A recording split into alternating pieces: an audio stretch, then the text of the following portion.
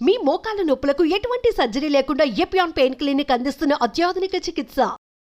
నమస్కారం, నా పేరు డాక్టర్ షగుఫ్తా. నేను న్యాచురోపతి డాక్టర్ని. ఎముకలు దృఢంగా ఉండాలంటే ఏం ఫుడ్ తీసుకుంటే ఎముకలు దృఢంగా ఉంటాయి? ఇప్పుడు ఎముకలు దృఢంగా లేకపోవడం వల్ల యుక్త వయసులోనే మోకాలు నొప్పులు, తిమ్మిర్లు, నరాలలో ఒక కైండ్ ఆఫ్ మంట రావడము, లేదంటే కూర్చున్న నిలబడిన ఒక హెవీగా అనిపించడం, ఇవన్నీ కామన్గా ఉన్నాయి. సో ఆల్మోస్ట్ ఇప్పుడు వచ్చే జనరేషన్లో పెద్దవాళ్ళలో కామన్గా ఈ మోకాలలో లేదంటే జాయింట్స్లో లోవర్ బ్యాక్ పెయిన్ అని, సయాటిక పెయిన్ అని, సర్వైకల్ అనేది కామన్గా మనం పాతకాలంలో చూసేవాళ్ళం. ఇప్పుడు ఈ ఏజ్కి వస్తే 30-25 ఏళ్ళ వాళ్ళు కూడా వస్తున్నారు. మాకు ఈ పెయిన్స్ ఆ పెయిన్స్ అని. ఎందుకు జాయింట్స్ ఎందుకు అంత దృఢంగా ఉండట్లేదు? జాయింట్స్కి ఏం ఫుడ్ ఇస్తే మంచిగా దృఢంగా ఉంటాయి? అసలు ఫుడ్ కంటే ఇంపార్టెంట్ ఫిజికల్ యాక్టివిటీ.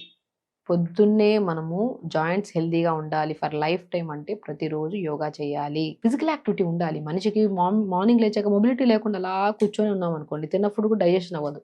ఆ డైజెషన్ అవి కూడా ఫ్యాట్ లాగా డిపాజిట్ అయిపోయి అప్పుడు న్యూట్రిషనల్ డెఫిషియన్సీస్ వచ్చి అప్పుడు జాయింట్స్లో డెన్సిటీ లేకపోవడం వల్ల ఈ నొప్పులన్నీ వస్తాయి. సో ఫస్ట్ మనం చేయాల్సిన మొట్టమొదటి పని ఏంటి? ఎముకలు దృఢంగా ఉండాలంటే ఫస్ట్ మనం చేయాల్సింది పొద్దున్నే యోగా. ఎప్పుడైతే యోగా రెగ్యులర్గా ప్రాక్టీస్ చేసే వాళ్ళకి ఎప్పుడు జాయింట్ పెయిన్స్ ఉండవు, అసలు జాయింట్స్కి సంబంధించిన ఏ ప్రాబ్లమ్స్ ఉండవు. అందరికీ తెలిసిన విషయం. పెద్ద పెద్ద వాళ్ళైనా సరే ఒక ఏజ్ చాలా మంది మనం చూస్తూ ఉంటాం. నేను రీసెంట్గా కూడా ఒక ఆవిడని చూసాను, 80-90 ఇయర్స్ ఉన్నాయి. ఇంత స్ట్రాంగ్గా యాక్టివ్గా యోగా చేస్తున్నారంటే అడిగినప్పుడు అసలు జాయింట్ పెయిన్స్ అసలు ఏంటి, అసలు అసలు నాకు ముందు నుంచి నిద్ర సమస్య లేదు, మోషన్ సమస్య లేదు, బరువు పెరగను, నేను రెగ్యులర్గా హెల్తీగా ఉంటాను మేడం అని వస్తారు. పెద్ద పెద్ద వాళ్ళు, వాళ్ళకి తెలుసు, అవగాహన ఉంది మనం ఏం చేస్తే మనకి ఈ ఫ్యూచర్లో ఈ ప్రాబ్లమ్స్ రావు అని.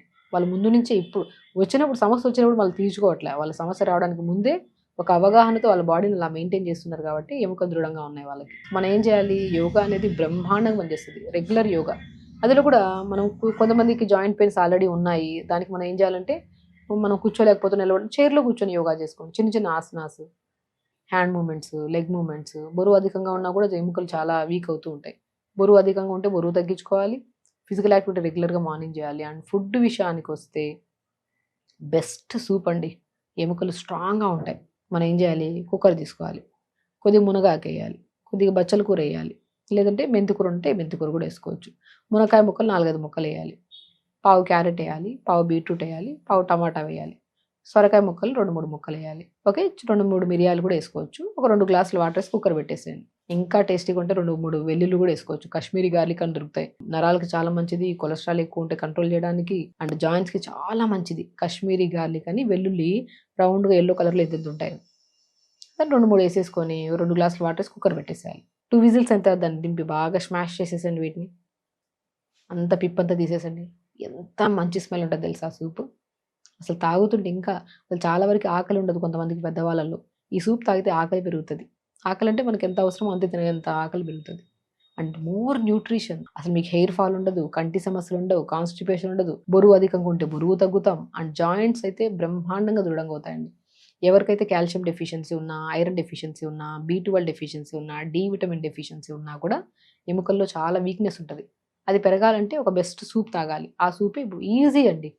చెప్పినట్టు మనం ఏం వెజిటబుల్స్, మన క్యారెట్ ఇంట్లో ఉంటుంది, బీట్రూట్ ఉంటుంది, మునక్కాడు కంపల్సరీ ఉండాలి. మునక్కాడని ఎప్పుడైతే రెగ్యులర్గా వారానికి 2-3 సార్లు తింటా ఉంటామో మనం, చాలామంది ఇప్పుడు మునక్కాడని కూడా ఉడకబెట్టేసుకొని పిప్పంతా తీసేసి చపాతీ పిండిలో కలుపుకొని చపాతీ చేస్తున్నారు. ఎందుకంటే అందరికీ తెలుసు మునక్కాడలో ఎంత పోషక గుణాలు ఉన్నాయనేది. సో మునక్కాడలు కొద్దిగా మనం టమాటా వేసాము, సో టమాటా స్కిన్ బాగా గ్లో చేస్తుంది. దాంట్లో కొద్దిగా ఆకుకూరలు వేసాము, 2 మిరియాలు వేసాము టేస్ట్కొని, 2 కాశ్మీరీ గార్లిక్ కూడా వేసాం. ఎంత మంచి బ్రహ్మాండమైన సూప్. ఖచ్చితంగా విని వదిలేయకుండా ఒక 15 రోజులు ప్రతిరోజు చేయండి. Strongest bones best. ఇక దాంతోపాటు ఆల్మండ్స్ తినాలి, కొద్దిగా పిస్తా తినాలి, కొన్ని పంకిన్ సీడ్స్, వాటర్‌మెలన్స్, నట్స్ కూడా చాలా స్ట్రెంత్ అనమాట జాయింట్స్‌కి. పొద్దున్నే లేచాక ఫిజికల్ యాక్టివిటీ, దాంతోపాటు మనం రాగి జావ, జొన్న జావ పొద్దున పూట తీసుకోవడము.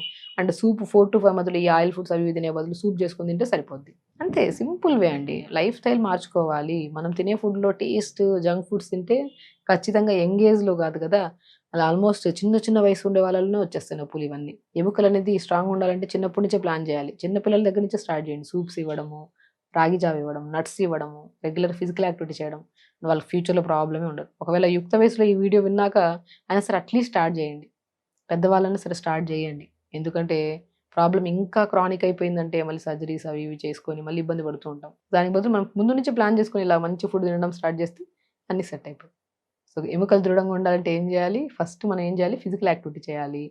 సూప్స్‌లో కూడా అన్ని వెజిటబుల్స్, మునగాకు, బచ్చల కూర, మునక్కాడ, క్యారెట్, బీట్రూట్ అన్నీ వేసుకుని ఒక మంచి సూపు, నట్స్ బాగా తినాలి, తొందరగా పడుకోవాలి. అట్లీస్ట్ 3 మంత్స్‌కి ఒకసారి B12 test, D vitamin test చేయించుకుంటా ఉండాలి. అవి కరెక్ట్‌గా ఉన్నాయా లేదా, కాల్షియం టెస్ట్ చేయించుకోవాలి. అవి పర్ఫెక్ట్ ఉన్నాయంటే ఓకే. లేవంటే ఇవన్నీ యాడ్ చేసుకుంటూ మనం సెట్ చేసుకుంటే అన్నీ అసలు ఎముకలు ప్రాబ్లమే ఉండదు. సో ఖచ్చితంగా చేయండి. హెల్తీగా ఉండండి. హ్యాపీగా ఉండండి. నమస్కారం.